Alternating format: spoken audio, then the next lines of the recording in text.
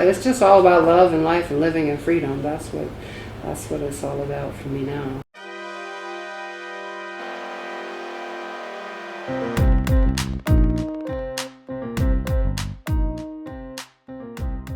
Welcome to the Rich Spinster podcast. This is Alexis, and I am back, bitches.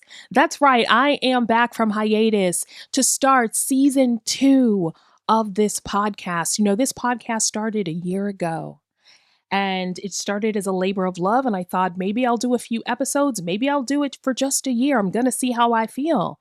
And I took that hiatus in April to kind of get my thoughts together. Do I really want to continue with the podcast? Am I finding the podcast valuable? Is it resonating with people? How important is this podcast to me? And the fact that I am back for a season 2 answers those questions. So hello, everyone out there. Thank you so much for riding with the Rich Spinster podcast as long as you have been riding with me.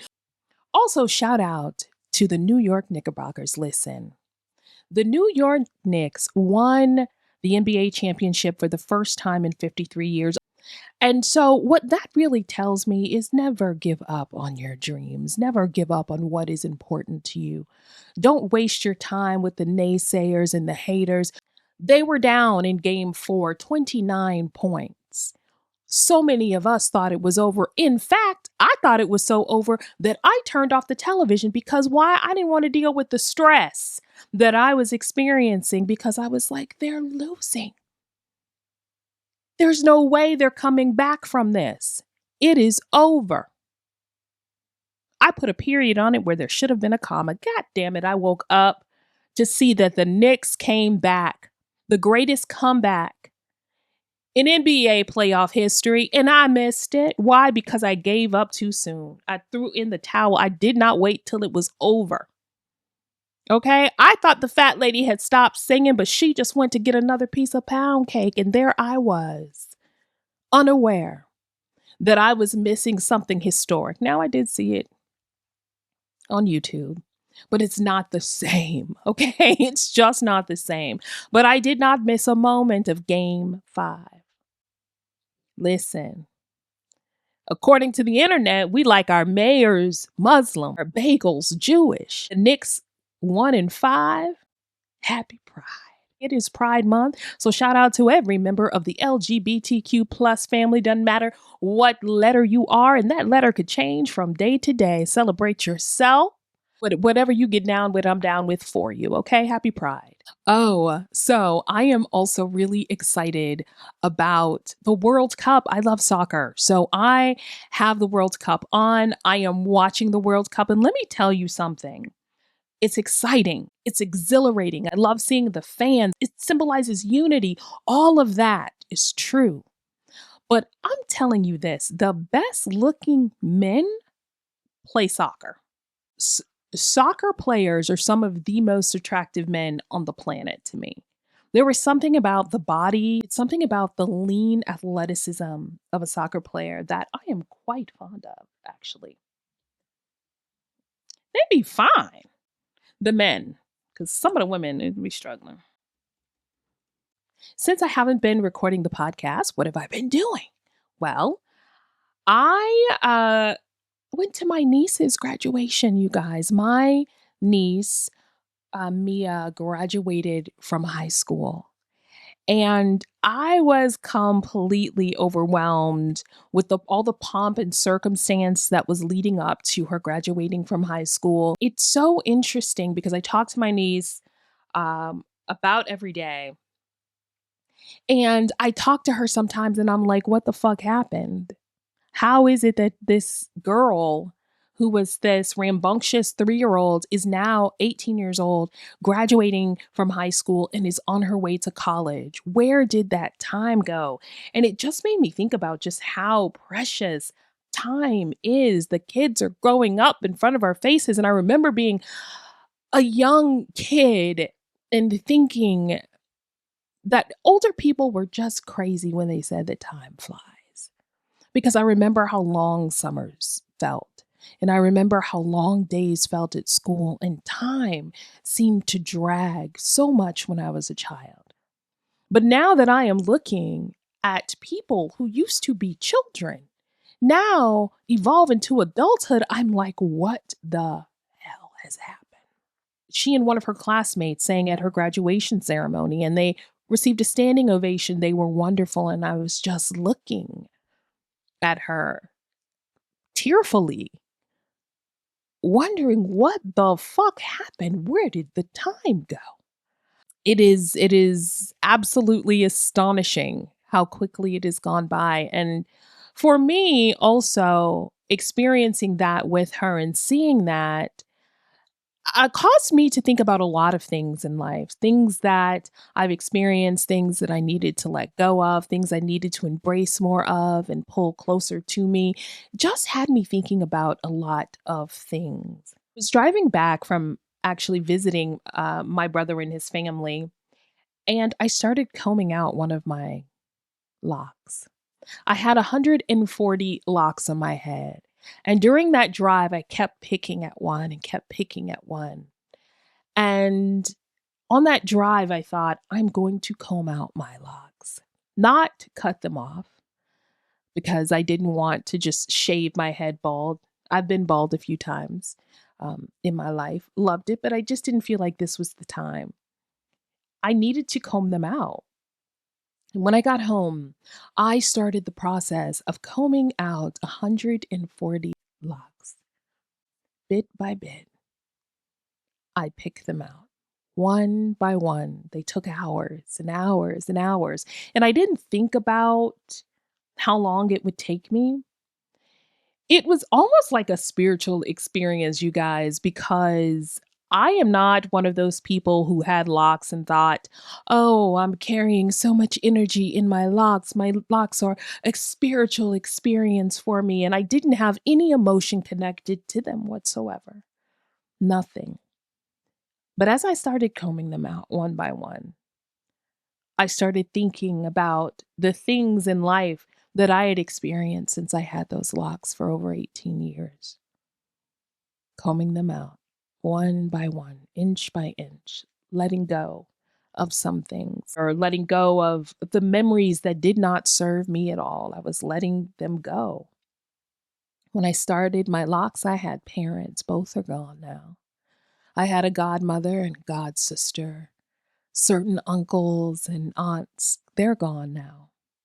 And it was a very cathartic process of doing it one by one. The total process took a little over a week. I think it was a week and a day. And there was never a time when I was combing them out that I thought, this is too much. I'm going to stop. I'm going to just shave my head. There was never a time I thought that. It was just, it was something that felt needed. It felt important to do. It was necessary that it took so much time to do. It felt good. It felt freeing. And when I combed that last lock out, it felt emotional. I welled up. I couldn't believe that not I had combed out 139 locks prior. That wasn't what I was feeling. But I was really feeling a sense of peace, healing, triumph, love. And I combed that last lock knowing that so many things in life were over. And I was grateful for those things. And I was really welcoming in whatever was to come and how it comes. And the time it takes for it to come is not something that I should think about or worry about. It's something that I should just experience day by day, moment by moment, breath by breath sometimes. And so that is what that experience did for me. And there was nothing like getting in the shower after combing out that last lock and shampooing my hair and feeling my fingertips on my scalp and connecting with myself in that way again after so many years. And I realized in that moment that it wasn't just hair for me. It was a complete experience. It was life that I had experienced for 18 years that I somehow reviewed in a week and a day. It was beautiful. It was a beautiful experience.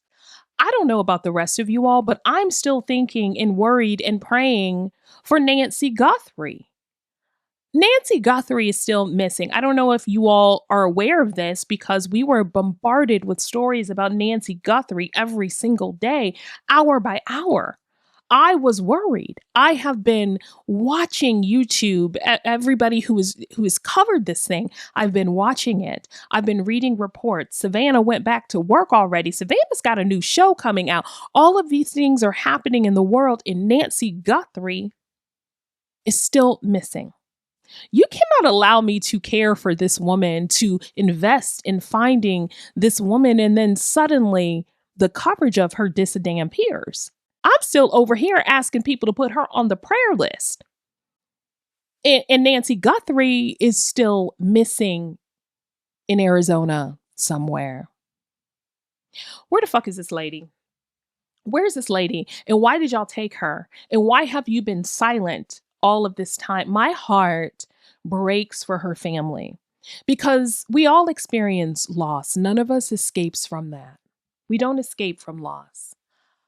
But what gets me is how she is just gone, how she's lost, and there's no reason for it. We haven't been given an explanation. We still don't know how all of this happened. I'm still seeing visuals in my mind of the person at the front door from the Ring camera.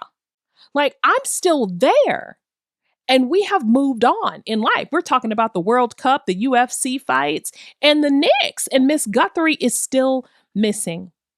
Let's talk about this. There was a sex tape released, a Diddy sex tape. I did follow the Diddy trial. I read a lot from the trial, a lot. Every day I was reading it. So I know Diddy 100% is a monster. Oh, 100% he is a monster. What I didn't know is all of the reasons why he is a monster. And let me tell you something. After seeing that Diddy sex tape, I will no longer be calling him Diddy. I will not be referencing him as Diddy. He will be forever referenced as Clitty because Diddy is working with a Clitty. And listen, normally I do not believe in penis shaming because that's just what they're born with, right? I think men are born with the penises that they have, and that says nothing about who they are or their manhood. Let's establish that. However, Diddy's or Clitty's penis tells me everything that I needed to know about him. It tells me why he's so angry. It tells me partly why he hates women so much, why he tries to belittle men that he has business power over, or men that he feels that he can wield his power over. It makes sense that he was looking for BBCs for his ladies because Diddy is working with a Clitty. I think I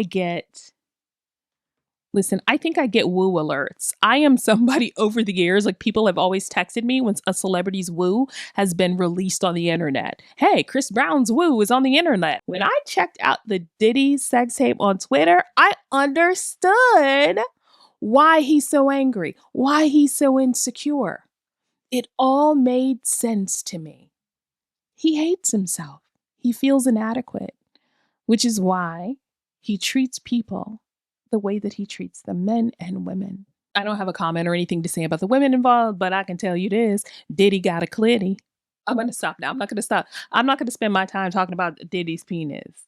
But speaking of dicks, let's talk about Donald Trump. Donald Trump is still alive. He's 80 years old. Supposedly he's residing at 1600 Pennsylvania Avenue. He is still disrespecting women, calling women out of their names. He's still lying. He's still stealing from the American people. He's still cheating. He's still a criminal. He's still a sex offender. He's still a pedo protector. He's all of those things still. So the fact that I haven't been on the podcast talking about Donald Trump, I assure you, you didn't miss a thing. He's still trumping. There's really not going to be changes until there are changes, and change needs to happen. I really, every time someone's like, oh my God, they'll text me, oh my God, don't oh my God texting me unless it's happened. If it hasn't happened, don't text me, oh my God, don't text me exclamation points, don't do any of that unless that has happened.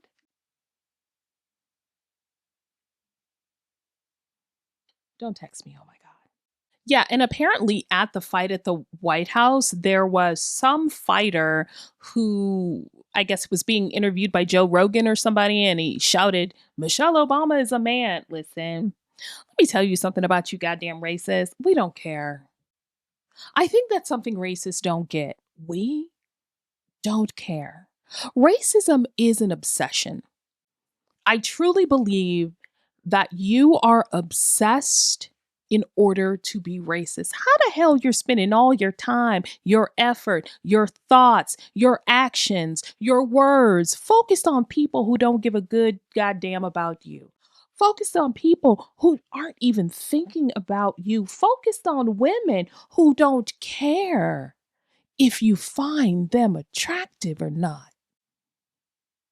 Michelle Obama is a Harvard educated lawyer. Michelle Obama is a beautiful and successful woman who's a former First Lady of the United States, forever First Lady of the United States for most of us.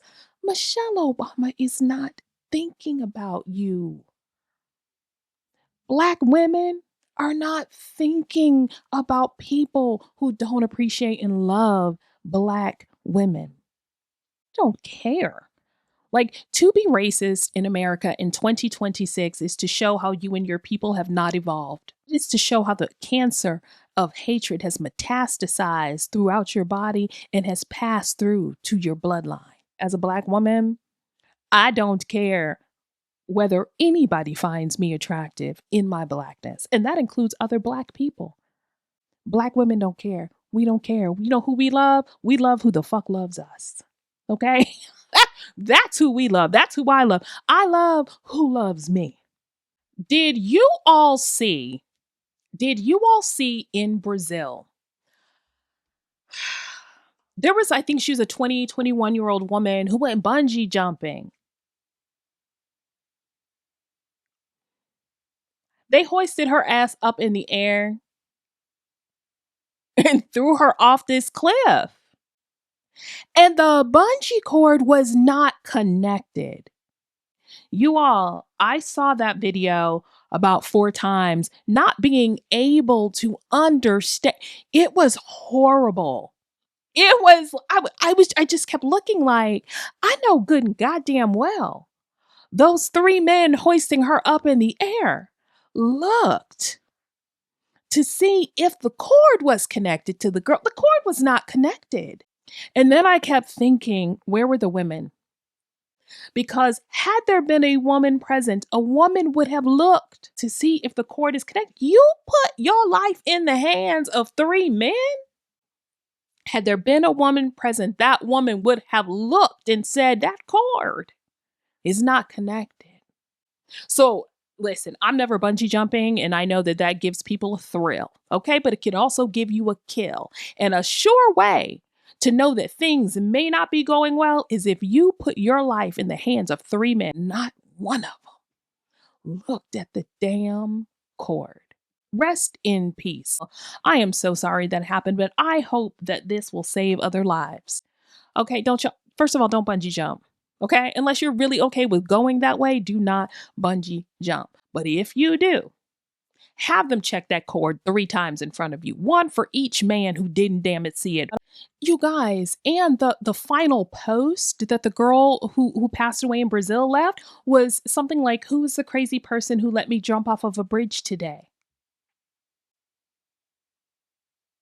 That's always like my kind of fear, is that I'm going to post something and that post is going to be related to my death in some way. And that somebody will be talking about it. You know, the last thing she posted was this. Yo, that was her last post. Now she's gone home to glory. Oh my God. I wanted to end this podcast today with something that also happened when I was gone. My best friend lost her dad.